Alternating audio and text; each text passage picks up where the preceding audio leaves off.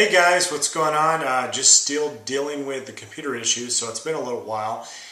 In the meantime, I need to get this out there before I forget everything and before the issue is never going to be relevant enough being in November, but before it gets irrelevant to the point that nobody cares. I'll just say that this is a little bit of a Halloween update. I'll put it at that. And I'm going to give you not only my watch list of what I watched this year on Halloween and the month of October, but I'm also going to tell you guys like what we did on Halloween since that was fun last year. In the meantime, let's just go ahead and jump in and then we'll talk about some of that other stuff later. Throughout the month of October, my girlfriend and I and her kids watched quite a few horror Halloween related things. And I just want to kind of touch on some of the ones we did if you guys are interested in that.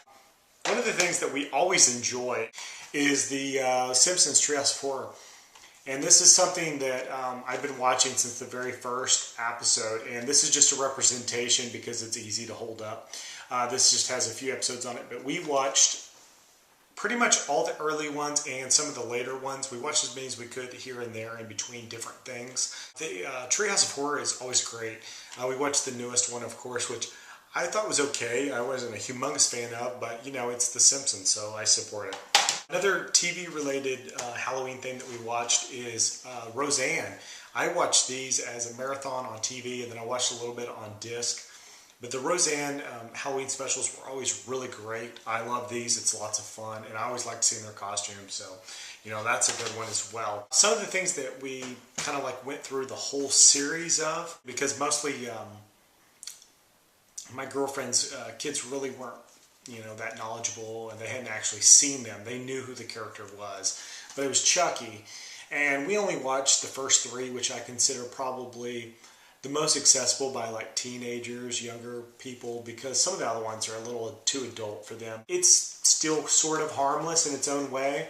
So we watched Child's Play 1, 2, and 3, you know, before getting to the Chucky, which I really like those. They're fun and they're kind of cheesy and, you know, they're the ones I remember when I was younger.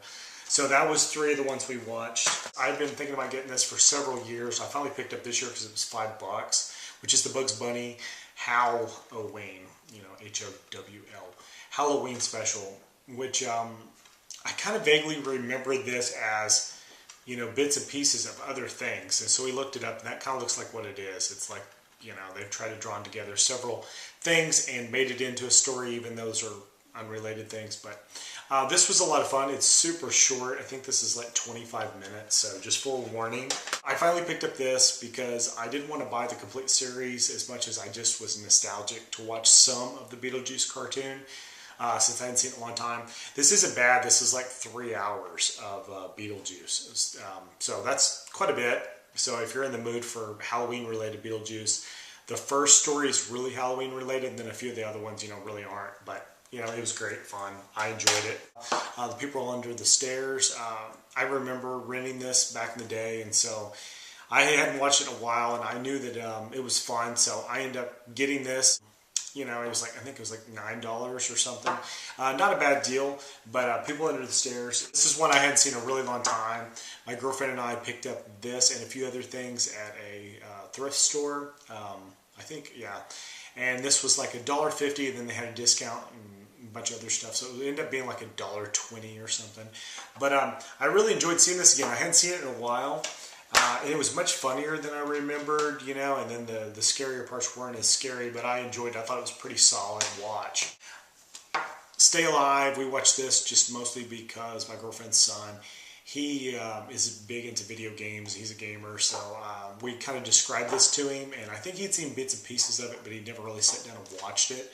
And Stay Alive is actually, it's pretty decent because it really does feel like a video game, like, you know, like the way that it sets up, like how you could defeat, you know, this woman and all these different things. But yeah, this was a cheap 2-pack I got.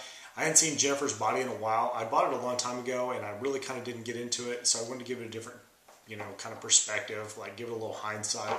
So I ended up getting this. This was at Best Buy for $7, and you got that and the Buffy the Vampire Slayer movie. So I thought, well, that's not too bad for $7. And I gave it a watch, and I actually really enjoyed Jennifer's Body better than I did the first time. I'm still not crazy about it, but I enjoyed it more. I also watched Blair Witch Project. I kind of, for whatever reason, got nostalgic for that, especially the TV special, whatever it is. I can't even think what it is. It's the one that was on during the time Curse of the Blair Witch. I think that's it. And it's the like Sci-Fi Channel special, whatever, that was running at the time. This was at the theaters, and it was like kind of the thing that really hyped that movie up and made it seem more real back during the times when you couldn't really figure out if it was real or not, and there was a lot of rumors like that it might be. We ended up watching Scream. This is Scream 4 and Scream 1 through 3. So together, we watched all of these just because I hadn't sat down and watched all these all the way through in a really long time. But that was fun. My girlfriend's oldest son, he really got into those, enjoyed them. So we ended up getting him a set of them for Halloween. Another one we watched is Delivers from Evil. This is actually not that bad. I heard some really mixed things about it, but I kind of enjoyed it. It's based on a true story or inspired by actual accounts. That gives it a little bit of a different feel than just a normal fictional story, but for the most part, I thought it was pretty decent. I enjoyed it, for what it is. I ended up getting this because this was on sale for like dirt cheap, which is the, I don't know what this version is, but it's the extended director's cut and original theatrical version in the box set with the book and everything. And I ended up picking this up just because I didn't have both versions on Blu-ray, so I upgraded the older version I had of that on Blu-ray to this better version. Yeah, I hadn't seen that in a while, and that still holds up really well. As far as like what we watched together, it was mostly that. I was also doing my own 31 days, 31 nights of horror, of Halloween. This year, my theme for what I was watching by myself was Scream Factory. I was going to try to watch all Scream Factory titles. The first thing I watched was Sleepaway Camp, and I hadn't really watched this very much growing up. I don't know why, but I didn't. So I don't get the same nostalgic feel that most people would for Sleepaway Camp, but I still really enjoy it. It's oddly weird, and it holds up pretty well, considering the first time I watched it was in the later 90s. Instead of like in the 80s when a bunch of my friends had seen it and things like that. But it actually still is a decent movie. I really enjoy it. So Sleepaway Camp, yeah, I watched that first. The next night I watched The Burning, which I really enjoyed. This is great. This is one of those movies that I also didn't watch back in the day, but I didn't catch it until like the early 2000s was the first time I watched it. And I really didn't know what it was about. And then once I sat down and watched it, I really enjoyed it. But The Burning's a really solid movie as well. This is one that I did watch quite a while back. I think the first time I watched The Howling was like in the late 80s, so it'd been out a while, but I was still pretty young. Howling is great. It's just one of those movies that it has some certain memorable moments that when you get to those moments, it's awesome. I like that it's like the pacing's a little different in those parts, and that's what kind of makes it what it is without giving away too much. But yeah, The Howling's what I watched the third night. So I watched the fourth night, which is it's a very strange movie. I remember seeing this as a new release back in the day, and really not knowing what to make of it. It's not very typical, I'll say that. It's John Carpenter film, and it has a John Carpenter feel to it, but at the same time, it's got a very different story than what you'd expect. I don't know how to explain it like that without giving away too many spoilers, and I'm just kind of here to show you things and move along. But yeah, if you've never seen Prince of Darkness and you like John Carpenter, that's definitely one to check out. First then is Pumpkinhead on the fifth night, and I really enjoy Pumpkinhead. I've seen a lot over the days of, like around recently. It's on TV a lot, so I've caught it a few times also besides this. But I really enjoy this, and this is a pretty good release. I like the transfers on this. It really makes it easier to see a lot of parts that I hadn't seen before. Only watching on DVD, it was a little dark. But watching this, it really brought back a lot of memories of me and around that time and renting VHS, at the local video store. The next one is Day of the Dead, which of course is a classic. I've had this in a while, and I just never got around to watching it again since I got it, and I thought, oh, this is a great time. So I went ahead, watched that. And Of course, then the next night I watched Phantasm 2. This is my favorite of the Phantasms, which that might be, blasphemy to some of you guys, but I just really enjoy this one because I feel like it starts off immediately like a revenge movie, and I like the idea that the people that are in the story are already prepared. You don't have that build up to them wanting to, battle whatever the evil is. It starts off that they're already in the middle of that, and they're pretty well prepared. It gives you a very interesting feel. They feel like monster hunters, kind of like a supernatural type of thing, and not just, people that are victims. The next one is They Live, which is sort of not horror, but it's more sci-fi.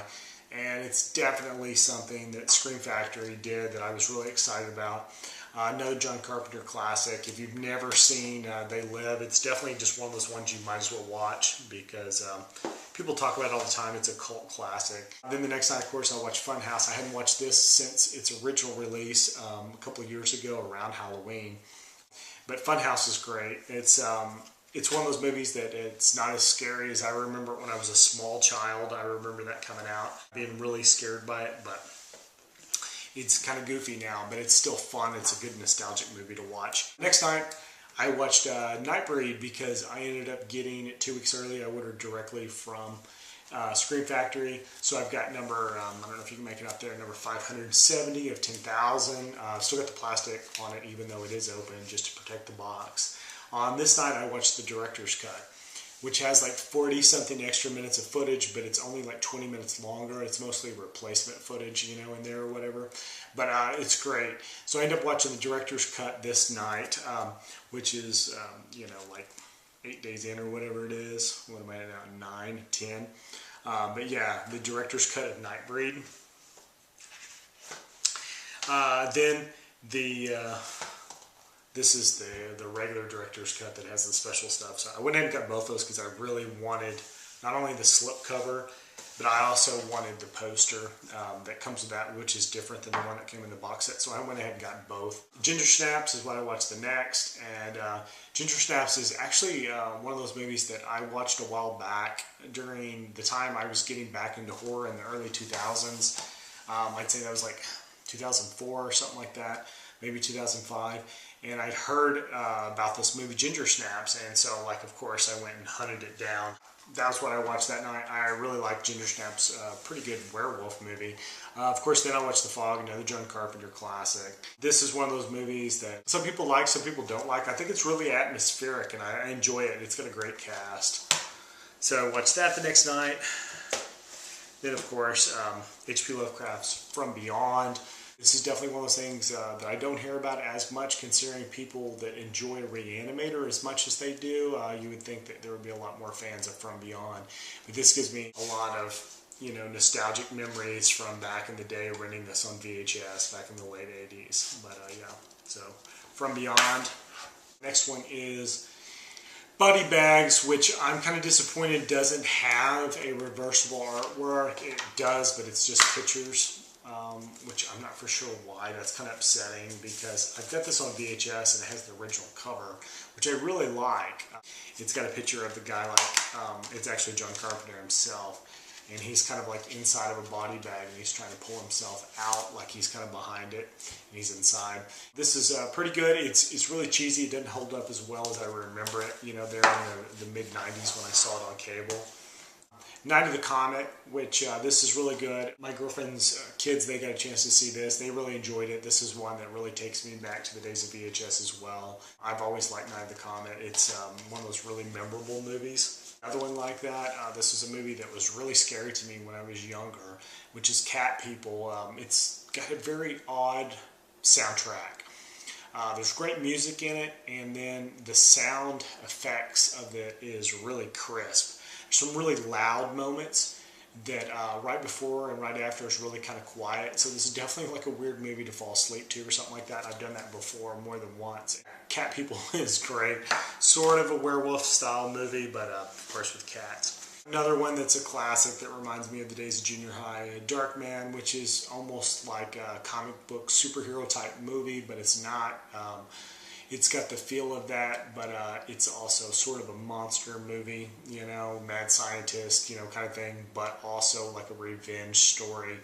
It's really interesting. I enjoyed it a lot. Spawned some sequels, and I haven't seen those sequels in years. They're not nearly as good as this one. To me, this is the best of the Darkman series. If you never checked it out, that's a pretty good one. This was an odd one that was in the... like if I had to mention, you know, like one of the movies that I'm kind of surprised Scream Factory released, it's this one. Not that it, you know, doesn't fit right in with horror, you know, or like ones that are sort of have a cult following. It just seems so new, which, I mean, granted, this movie came out in '99, which, you know, like if you're looking at movies like that and you're saying, well, Ginger Snaps, you know, is pretty new as well. I think it's from like 2001. Either way, Lake Placid is sort of a mainstream movie. I kind of feel like that I'm surprised that, you know, it got sort of a cult release, but I enjoyed it. Psycho 2, which I remember renting back in the day. It's not the one I've seen very much, not compared to like Psycho, so I was really looking forward to seeing this again. And it's not that bad.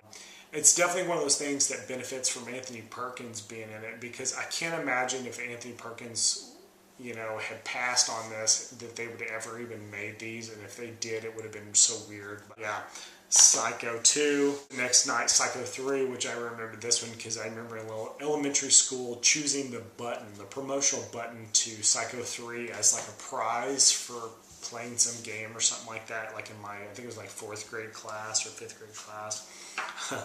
It's not too bad as well. I mean, if you can sit through Psycho 2, Psycho 3 is not that much worse, I should say. They're both watchable, you know, because of Anthony Perkins. I like them. I just don't like them near as much as the original. Life Force, this is a very odd movie. It's sort of a sci-fi horror movie that still boggles my brain because it's got some really odd moments in it. It's definitely a mid-'80s classic, but Life Force is another one I watched. Watched Nosferatu, which I really enjoy the original Nosferatu. And Shadow of the Vampire is also a movie I really enjoy, so I'd been looking forward to watching this for a while, so when I saw it was on sale, I think it was like $9 or something like that. So for a Scream Factory release, I was looking forward to it. This is a very odd, you know, kind of movie. It's definitely stylistic, but it adds a little bit more to the original Nosferatu that they couldn't have done, you know, in a silent movie. But it's very interesting. I like it. Next night, I watched Dolls, which was also an early release that I got, and I thoroughly enjoyed Dolls. It's a movie I've watched since back then, and honestly, it never gets old. Like, I can't watch it every day because I don't really want to wear it out, but at the same time, like, I can watch this every year, and I never really feel like I didn't get something out of it. I really enjoy Dolls. It's a classic, so if you get a chance, check that out. Then, of course, I watched Monkey Shines. I watched this at the theaters as a kid and thought it was, you know, really kind of psychological and spooky. Now, looking back on it, it's really cheesy. It's actually almost something I laughed at, but I enjoyed it. It was very nostalgic for me. So if you get a chance, definitely check out Monkey Shines. Yeah, The Dark Half, I'd actually watched this a few years ago on DVD before I got rid of mine, so it was nice to have a Blu-ray, you know, to get it back. This is actually a pretty good movie. George Romero did this, and I remember it coming out, and it was kind of a big deal, like right there. I think it came out like around the time I was in high school, like the early 90s. But yeah, The Dark Half, Timothy Hutton. I watched Witchboard. This was actually just kind of a fun thing to watch because it was one of those movies that I'd been talking about watching this for a while, and then once I knew that that Scream Factory was doing a free view of it online over the summer, I ended up watching it, and we were live tweeting it, my girlfriend and I, and watching the feed and everything, and we laughed and we had so much fun. So I had to pick it up, and I really enjoyed seeing it again, you know, and sitting through some of the like the special features and stuff like that, because on this one the special features include some audio commentaries, and then it also includes some interviews, and that kind of stuff was kind of shown online, so it was fun to like actually catch those because I missed a few of them. Watch Swamp Thing, not really a horror movie either. It's definitely a comic book movie because it's based on a comic book character, but it's got monsters in it, and it's got a very cool film. It's something I've seen ever since it very first came to cable, so I always get nostalgic for Swamp Thing. It's one of my favorites. Halloween 3, as I'm getting closer to Halloween. I watched Halloween 3. This is one of my favorite Halloweens. I don't really, like consider it the same kind of Halloween as the Halloweens with Michael Myers. It feels very different. But one of the reasons I like this is one of my favorite Halloweens is I like it because it has a very Halloween feel to it, like with all the masks and all the things and going to the stores and the commercials and stuff like that. It really has a Halloween feel to it, which not that the other movies don't. And I mean Halloween the holiday, not Halloween the movie franchise. Then of course I watched Halloween 2, sort of a reverse march towards the front. And Halloween 2 is probably the Halloween I've seen the least, just because I didn't get a chance to see it until like the late 90s. The original I'd seen a bunch. I'd had it on VHS, and then later I got it on DVD. And then finally I tracked down Halloween 2 on DVD at Walmart, late that, I think like around 99, something like that. Another movie that really feels like Halloween is Night of the Demons, so I ended up watching this like right before Halloween. And then on Halloween itself, I ended up watching the original Halloween like later that night, and I'd seen it. It wasn't from this set, but I was just going to show you this set because I actually ended up getting this from Scream Factory as well. I was really excited about that box release. So I upgraded, a lot of my releases. The only ones I kept was Halloween 2 and 3 because I had the slipcovers for them. Movies that I watched like with my girlfriend's kids that we really enjoyed though was Cabin in the Woods and Trick or Treat. These are both movies that we all enjoy, and they have a very Halloween kind of feel to them, especially Trick or Treat. Cabin in the Woods is one that's just fun because it has lots of monsters and different kinds of creatures, and it's one of those things where it's kind of lighthearted, so it's fun, but at the same time, like, there are monsters in it. So both movies are great because they just kind of have that feel that's like walks the line between sort of funny and sort of scary, kind of somewhere in between. So it was good for the kids. They enjoyed it. We also made these that night, so I'll kind of get into some of the other fun stuff we did. Decorate those. If you can make out what decoration I did, I just kind of outlined it and traced it and everything and put a little crack. But those light up. Here's the pumpkin that I decorated, which the light's kind of going out on it. But you can kind of see the detailing I put on it. I also did this Frankenstein's monster style mask. I guess you could say it's sort of the same as these, but it didn't have a back on it, didn't have any lights. It's just a piece of wood. These are wood as well. These just come as like natural wood. I went ahead and decorated that one just for fun. These are real cheap, and it was just something we could do with the kids. My girlfriend did this one. It's kind of like a Day of the Dead style kind of thing. And here's her pumpkin. Then we like made food and had snacks and stuff like that. We also played this game, which I was going to show you guys which is Nightmare. I think it's also known under Atmosphere because I think they changed it or something like that. But it's really cool. I know it's just out of sight, but here's like the instruction things, and here's the board. And I'm just going to show you this briefly. The board itself, which says Nightmare on the back. You just kind of move in clockwise direction around it. And the object is to get 6 keys before the time runs out. And the clock is actually displayed on your TV screen. So you're actually playing against this gatekeeper, this character that comes up on your television from the VHS tape. It's really fun. You have to list like your actual nightmare on a card. And there's all these different things like, it's really fun. Here's the keys. You have chances to kind of sabotage the other players.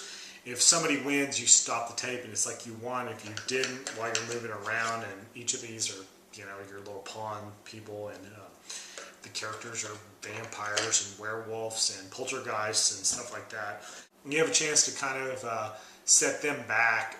There's a thing that's sort of like a jail, I guess you could say, from Monopoly, and it's called the Black Hole. And there's different moments where you get sent to the black hole. They'll ask you questions, and the gatekeeper calls out the young one, or the chosen one, or the old one, or whoever's next turn it is, and you have to answer, yes, my gatekeeper. And if you don't say, yes, my gatekeeper, then you could get banished to the black hole. It's really fun. It's one that the kids had never played. My girlfriend had kind of vaguely remember that it existed, but she never really played it. But yeah, we played that. There's a picture of the gatekeeper there on the back. It's a little faded. This box is really old.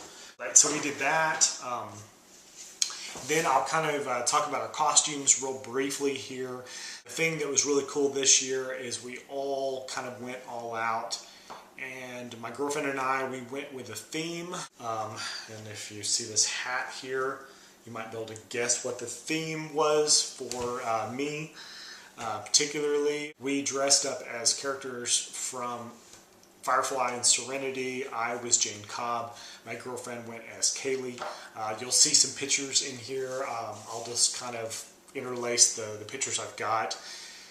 I ended up picking up this hat, and I bought a shirt that looks like the Blue Sun shirt that Jane wore. It even has a fake blood, thing across it. I ended up getting my jacket from Walmart. I got lucky on that. Had to order some pants, just a lot of different kinds of things. I even had a fake cigar. And my girlfriend, she ended up having to get a real, it's like a flight suit. And what they do is in that suit, it's designed long sleeve, but for Kaylee it needed to be short sleeve, so she went and sewed all that. She trimmed up and hemmed the parts and cut pieces, and she had to kind of reform it to fit, her, because it was a little boxy and big, because I think they're made mostly for men. So she fixed it a little bit, and then she had an umbrella. She did have a traditional Chinese Tang coat that she was wearing, or I guess it's Chinese Tang. That's the closest we could find to it online, the name of what that coat is. And it's actually an authentic one that's used. It's probably vintage, like 40, 50 years old. She did her hair. She found an undershirt, all the different things. We did really well on those. My girlfriend's kids, they also went as Jon Snow from Game of Thrones, and the oldest did, and I'll kind of show them here, but I'll kind of block, their faces, because, I didn't really want to show them online, but I'll show you their costumes. And then I believe the youngest, his character was Aaron from Attack on Titan. I'm not super familiar with that show. I've seen it, and I know it exists, but he's like a big fan of it, so he really wanted to go as that, so we made his swords. And he got like his jacket and all that stuff. So yeah, you'll see both of those, the Jon Snow and then the Attack on Titan costume that the other son had. And both of those together, they kind of just picked exactly what they wanted, and we went to the best we could to kind of find all that stuff and put together what we couldn't find and make. We thought it was really cool. I just want to share that with you guys.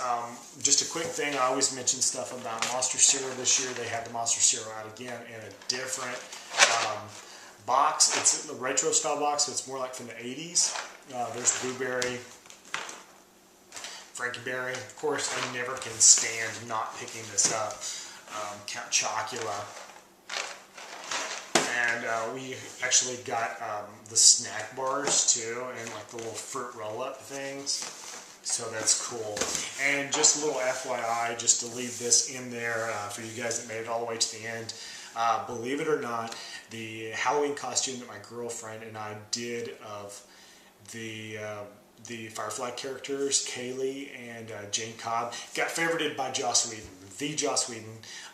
It was awesome. I'll try to include that picture as well, where it shows it was favorited on my Twitter. So if you guys really want to check that out, you can probably find me on Twitter. I'll try to find a way to maybe include a link or something like that without just making it so, like bots can find me on YouTube and spam me. But yeah, it's great. I didn't get a whole lot of favorites. I think it's got like maybe 10 or 12 or something. But Joss Whedon is one of those 10 or 12, so I'm super excited. It's a great thing. Most of the people I know on Twitter aren't like people I really know in real life, like Facebook or something like that. So it's kind of hard to impress, complete strangers. But I was very excited, and I was very happy with what we did. And that kind of concludes what we did for Halloween this year. I'm going to try to clear this, and maybe hopefully we can get in another video or so. So if you see some more videos in these clothes, it's because I'm actually trying to knock out a few videos at the same time. Okay, I hope you guys had a happy and a safe Halloween, and I will see you again next time. Take care. Bye. A man they call James.